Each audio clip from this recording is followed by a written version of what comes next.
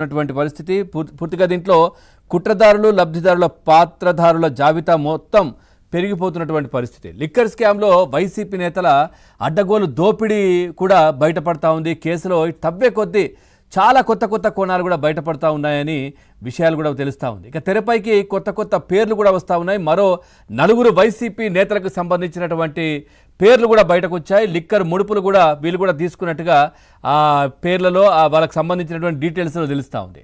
పూర్తిగా సిట్ అయితే దీనికి సంబంధించి పూర్తి డీటెయిల్స్ కూడా సేకరిస్తూ ఉంది. మద్యం స్కామ్లో అందిన కాడికి భారీగా ఇటు వైసీపీ నేతలు కూడా దోచుకున్నారు. ప్రతి నెల కనీసం 10 నుంచి 25 లక్షల వరకు వసూలు చేసినట్లు కూడా సిట్ ఆధారాలు కూడా గుర్తించినట్టుగా తెలుస్తూ ఉంది. అంటే 10 నుంచి 25 లక్షలు అంటే వీళ్ళు మామూలు రాజకీయ నేతలు వైసీపీకి సంబంధించి వాళ్ళు ప్రథమ శ్రేణి కావచ్చు, ఇంకా వాళ్ళు కోట్లలో తీసుకున్నారు. సో దీంట్లో ప్రతిదీ కూడా నిజంగా చెప్పాలంటే ఈ వైన్స్లో ఉండే అట్టపెట్టెలు కూడా అమ్ముకొని సొమ్ము చేసుకున్నారు. అంటే ఇట్లాంటి పరిస్థితి, ఇట్లాంటి దౌర్భాగ్యం వైసీపీ పార్టీకి నెలకొంది. దీంట్లో ఈ లిక్కర్ సొమ్ములో ఏ విధంగా పిండేశారు, ఏ విధంగా దండుకున్నారో కూడా దాన్ని బట్టి మనం అర్థం చేసుకోవచ్చు. పూర్తిగా దీనికి సంబంధించి డీటెయిల్స్ కూడా బయటకు వస్తూ ఉన్నాయి. అట్లాగే ఏదైతే దీనికి సంబంధించి ఉత్తరాంధ్ర కీలక నేత మేనల్లుడికి కోట్లలో సొమ్ము ముట్టినట్టుగా కూడా తెలుస్తూ ఉంది. ఇక గోదావరిలో మాజీ మంత్రికి కావచ్చు, ఇటు గుంటూరు జిల్లాలో మాజీ మంత్రికి కూడా దీంట్లో వాటా ఉన్నట్టుగా తెలిసింది. ఉమ్మడి అనంతపురం జిల్లాలో మాజీ ఎమ్మెల్యేకు మద్యం సొమ్ములు భారీగా చేరినట్టుగా తెలుస్తోంది. తెలుసు కదా గుడ్ మార్నింగ్ మంత్రి ఆయన, తెలుసు కదా ఆయనకు సంబంధించి మార్నింగ్ స్టార్ అని కూడా చెప్తా ఉంటారు ఆయనను.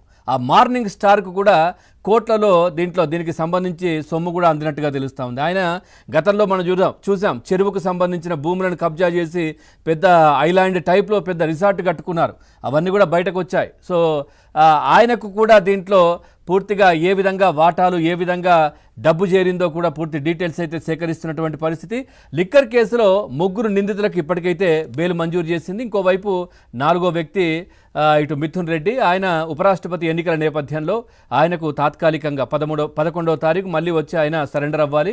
సో 3కి మాత్రం ఇటు ధనంజయ రెడ్డి కావచ్చు, కృష్ణమోహన్ రెడ్డి, బాలాజీ గోవిందప్పలకు కూడా బెయిల్ మంజూరు చేసింది. ఇది డిఫాల్ట్ బెయిల్ కాబట్టి ఖచ్చితంగా బెయిల్ క్యాన్సల్ చెయ్యాలి అంటూ కూడా ఇటు కోర్టుకు కూడా సిట్ కూడా చేరినటువంటి పరిస్థితి. హైకోర్టులో కూడా పిటిషన్ వేశారు. దానికి సంబంధించి చర్చ కూడా ఈరోజు జరగనున్నట్టుగా తెలుస్తూ ఉంది. పూర్తిగా వైసీపీ నేతల హడావిడి నిన్న చూసాం కోర్టు దగ్గర. కొంచెం ఆలస్యం అయితే ఆ 3 ఎందుకు రిలీజ్ చేయట్లేదు అంటూ హడావిడి చేసినటువంటి పరిస్థితి కూడా అక్కడ కనిపించింది. అదేవిధంగా దీంట్లో ఏదైతే లిక్కర్ సొమ్ముతోని రాజకీయాలు చేయడానికి, సో మొన్నటి 2024 ఎన్నికల్లో గెలవడానికి వైసీపీ జగన్మోహన్ రెడ్డి విశ్వ ప్రయత్నం చేశారు.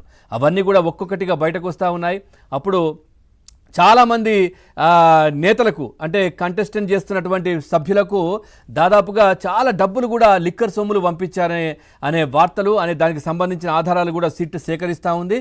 ఒక వ్యక్తిని అంటే మీకు ఇంత సొమ్ము వచ్చింది కదా, ఎక్కడి నుంచి ఇది లిక్కర్ సొమ్ము అంటే ఆయన క్లియర్గా చెప్పారంట, నాకు తెలీదు, సో ఈ సొమ్ము నాకు పార్టీ ఫండ్ కింద పంపించారేమో అనుకున్నాను, లిక్కర్ సొమ్ము అని నాకు తెలియదు అని చెప్పేసి కంటెస్టెంట్ చేసినటువంటి ఒక వ్యక్తి దీంట్లో కీలకంగా సిట్ కూడా చెప్పినటువంటి పరిస్థితి. అంటే ఏ విధంగా విచ్చలవిడిగా ఏ విధంగా వీళ్ళు అధికారాన్ని అడ్డు పెట్టుకొని కోట్ల రూపాయలు ఏ విధంగా దండుకున్నారో అవి మనం చూస్తూ ఉన్నాం. పూర్తిగా ఇప్పుడు దీనికి సంబంధించిన ఆధారాలు కూడా సిట్ సేకరించింది. ఖచ్చితంగా రేపో మాపో ప్యాలెస్ గేట్లు కూడా బద్దలు కొట్టే పరిస్థితి ఉంటుంది. ఎందుకంటే వాళ్ళ కుటుంబ సభ్యుల వరకు కూడా ప్రస్తుతం విషయం అయితే వెళ్ళింది. Sunil Reddy, Anil Reddy, Jaganmohan Reddy cousin brothers, so వాళ్ళ వరకు కూడా ఇప్పుడు సిట్ వెళ్ళింది. రేపో మాపో ఖచ్చితంగా ఎవరైతే ప్రధాన లబ్ధిదారుడు ఉన్నాడో, ఆ బిగ్ బాస్ ఉన్నారో అందరికీ తెలిసిందే, ఆయన దగ్గరికి వెళ్ళి ఎంక్వైరీ ఖచ్చితంగా జరుగుతుంది. ఆయనను లోపలేయడం ఖాయమంటూ కూడా చర్చ జరుగుతున్నటువంటి నేపథ్యంలో దీనికి సంబంధించి సిట్ కూడా చాలా ఆధారాలు సేకరించింది. సో ఈ అంశానికి సంబంధించి మనం చర్చలోకి వెళ్దాం. చర్చలో పాల్గొంటున్నారు రాజకీయ విశ్లేషకులు సీనియర్ అడ్వకేట్ ముప్పళ్ళ సుబ్బారావు గారు లైవ్లో సిద్ధంగా ఉన్నారు. నమస్కారం అండి. అట్లాగే రజని గారు అడ్వకేట్, జనసేన పార్టీ లీడర్, నమస్కారం అండి. అట్లాగే ఇటు టీడీపీ పార్టీ నుంచి కనపర్తి శ్రీనివాస్ గారు కూడా లైవ్లో సిద్ధంగా ఉన్నారు. అందరికీ నమస్కారం అండి. ముందుగా సుబ్బారావు గారు, ఒకవైపు నిన్న ఈ 3కి ఇచ్చిన బెయిల్కు సంబంధించి సో చర్చ జరుగుతూ ఉంది. ఆ డిఫాల్ట్ బెయిల్ అయితే కనుక వాళ్ళ బెయిల్ను రద్దు చేయాలి, మళ్ళీ అదుపులోకి తీసుకోవాలనే చర్చ ఒకవైపు, ఇంకోవైపు తవ్విన కొద్దీ కొత్త అంశాలు, కొత్త వ్యక్తుల పేర్లు కూడా